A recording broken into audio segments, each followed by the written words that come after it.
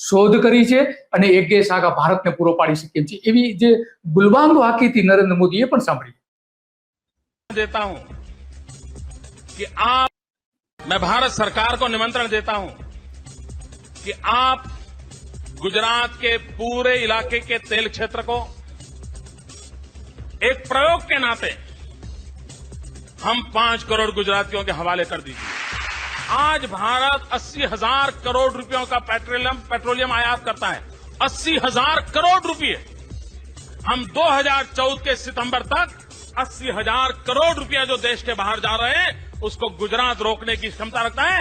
और ये 80,000 करोड़ रुपया हिंदुस्तान के गरीब के તો ગરીબ લોકોને આપણે એની પાછળ વાપરી શકીએ એમ આગળ એ વિડીયોમાં કહે છે. તો આ આપણા નરેન્દ્ર મોદી જે આપણા માનનીય વડાપ્રધાન, માનનીય ભૂતપૂર્વ મુખ્યપ્રધાન એ વાત કરી રહ્યા છે. 80,000 કરોડ રૂપિયાનો ગેસ ગુજરાત તમને આપી શકે એમ છે. આવી મોટી હાંકી હતી એમણે, મોટામાં મોટી હાંકી હતી. તો આજે પરિસ્થિતિ શું ઊભી થઈ છે? દેશના ઉદ્યોગો ધીમે ધીમે બંધ થવા લાગ્યા છે. 2014માં તમે વડાપ્રધાન થયા, આજે 2026 ચાલી રહ્યું છે.